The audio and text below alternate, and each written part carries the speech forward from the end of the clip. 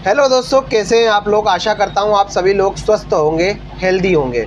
आज के इस वीडियो में मैं आपको अस्थमा की बीमारी के बारे में बताऊंगा कि अस्थमा क्या होता है और अस्थमा क्यों होता है। साथ ही साथ बताऊंगा कि कौन कौन सी होम्योपैथिक मेडिसिन का आप इस्तेमाल कर सकते हैं अस्थमा की बीमारी को ठीक करने के लिए।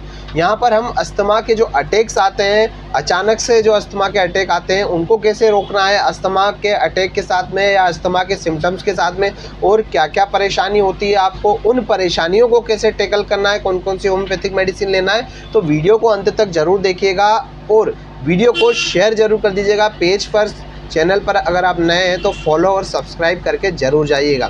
तो दोस्तों आइए शुरू करते हैं कि अस्थमा क्या होता है। अस्थमा एक ऐसी समस्या होती है जो कि फेफड़ों में और फेफड़ों की नलियों में होने वाली समस्या, जिसमें कि फेफड़ों की नलियाँ जो होती है, जो ब्रोंकाई होती है, जो आपके लंग्स होते हैं, उनमें म्यूकस जमा हो जाता है और उस म्यूकस के जमा होने के कारण आपको सांस लेने में कठिनाई होती है। छाती से और सांस में से आपको सीटी सी आवाज़ आती है, साई साई की आवाज़ आती है। साथ ही साथ आपको ऐसा लगता है पेशेंट को कि मुझे हवा मिल जाए, एयर मिल जाए, सांस लेने के लिए जगह मिल जाए। अक्सर यह समस्या रात के समय ज़्यादा देखी जाती है।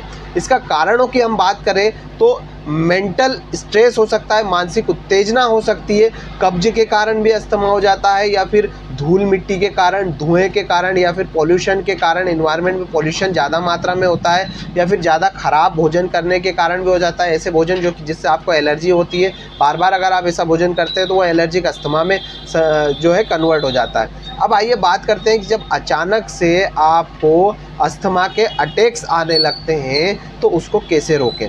जब अचानक से अस्थमा का अटैक आता है और बेचैनी अचानक से हो जाती है, अचानक से आपको नोशिया होने लगता है, तो आप इपिकॉक और एकोनाइट की 6CH पोटेंसी को 2-2 बूंद डायरेक्टली जीभ पर दिन में 3 से 4 बार या 5 बार भी आप ले सकते हैं। अचानक से, अगर जैसे कि आप स्वस्थ हैं, एकदम अच्छे हैं, आपको अस्थमा की बीमारी और अचानक से अस्थमा की बीमारी के कारण अटैक आ जाता है, अस्थमा का अटैक आ जाता है और साथ ही साथ आपको बेचैनी, घबराहट फील होने लगती है, तो आप एकोनाइट 6CH और इपिकॉक से 6CH को या तो 2-2 बूंद हर घंटे में भी ले सकते हैं और दिन में 4 से 5 बार भी बदल बदल कर आप इस दवा को ले सकते हैं।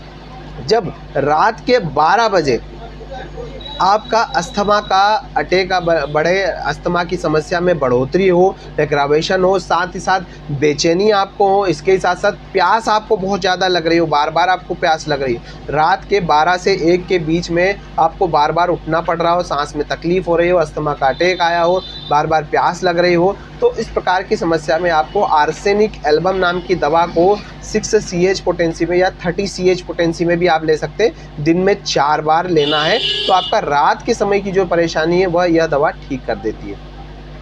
अस्थमा के जो एक्यूट या क्रोनिक किसी भी प्रकार के प्रकोप को कम करने के लिए, या फिर आपको दम घुटता सा लगे, सांस ठीक से न ली जा रही हो, तो दोस्तों आप Blatta mother tincture, senega mother tincture और गिंडिलिया मदर टिंचर को बराबर मात्रा में मिलाकर रख लें।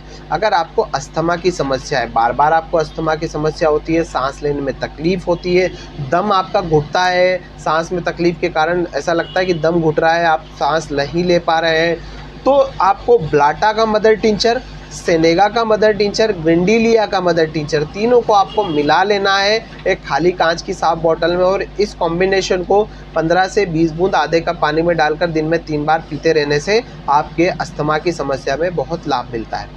नेक्स्ट मेडिसिन आती है दोस्तों इपिकॉक। इपिकॉक के बारे में मैं पहले ही बता चुका हूँ कि अगर आपको उल्टी की समस्या आती है, नौशिया होता है, अगर अस्थमा की प्रॉब्लम में दम घुटना सा महसूस होता है, आपकी छाती में, आपके चेस्ट में आपको सुकड़न लगती है, ऐसा लग रहा है कंजेशन हो रहा है, छाती सुकड़ रही है, साथ ही साथ आपको दम घुटना सा महसूस हो रहा है और नौशिया हो रहा है, मितली आ रही है बार बार आपको, तो इपिकॉक 6 या 30 पोटेंसी में बहुत अच्छा काम करती है। अगर आपकी समस्या सोने से बढ़ती है, मतलब कि नींद में आपकी समस्या बढ़ती है या लेटने से आपकी समस्या बढ़ती है, बहुत ज़्यादा आपको बलगम को बाहर निकालने से आपको आराम, तो अगर आपकी समस्या लेटने से बढ़ती हो, सोने से बढ़ती हो या फिर बहुत ज़्यादा म्यूकस निकालने से आपको आराम होता है, तो इस प्रकार की समस्या में लेकेसिस बहुत अच्छा काम करती है। 30 पोटेंसी में आप इसका इस्तेमाल कर सकते हैं। अगर आपका थोड़ी देर सोने के बाद नींद लग गई है, आप लेट गए, सो गए, उसके बाद में कुछ देर बाद में अगर आपको तकलीफ़ बढ़े, तो एरेलिया रेसिमोसा नाम की दवा बहुत अच्छा काम करती है। इसको आप 30 पोटेंसी में इस्तेमाल कर सकते हैं, 2-2 बूंद डायरेक्टली दिन में 3 बार। अगर किसी पेशेंट को कोई स्टेरॉइड दवा दी गई है, स्टेरॉइड दवा देने के बाद में उसको अस्थमा की बीमारी बन गई है, तो इस प्रकार की समस्या में कंडीशन में थूजा नाम की दवा बहुत अच्छा काम करती है। इसको 200 पोटेंसी में वीक में 1 बार या 1 से 2 बार ही लेना है, ज़्यादा नहीं लेना है। बहुत ही अच्छी दवाई है यह। आपकी अगर स्टेरॉइड की वजह से अस्थमा हुआ है तो उसको ठीक कर देती है। जब अगर यूस्नोफिल्स की मात्रा बढ़ जाती है, यूस्नोफिलिया अगर किसी को हो जाता है या यूस्नोफिल की मात्रा ब्लड में बढ़ जाती है, सांस फूलने लग जाती है, तो थायरोडिन नाम की दवा को 200 पोटेंसी में वीक में 1 बार लेना चाहिए। अगर आपको वाहनों के धुएं या फिर इंडस्ट्रियल पॉल्यूशन के कारण आपको बीमारी हुई हो या बीमारी बढ़ता है, तो एसिड सल्फ नाम की दवा बहुत अच्छा काम करती है। 30 पोटेंसी में 2-2 बूंद डायरेक्टली जीभ पर दिन में 3 बार आप ले सकते हैं। अगर जब पेशेंट सिर्फ खड़ा रहकर ही सांस ले सके, ऐसे भी पेशेंट होते हैं जो कि सिर्फ खड़े रहकर ही सांस ले सकते हैं। अगर लेट गए या फिर बैठ गए तो सांस में तकलीफ हो जाती है। खड़े रहने से उनको सांस में अच्छी सांस आती है और आराम मिलता है। तो कैनाबिस इंडिका नाम की दवा बहुत अच्छा काम करती है। इसको 200 पोटेंसी में रोज़ाना सुबह सुबह ही लेना चाहिए।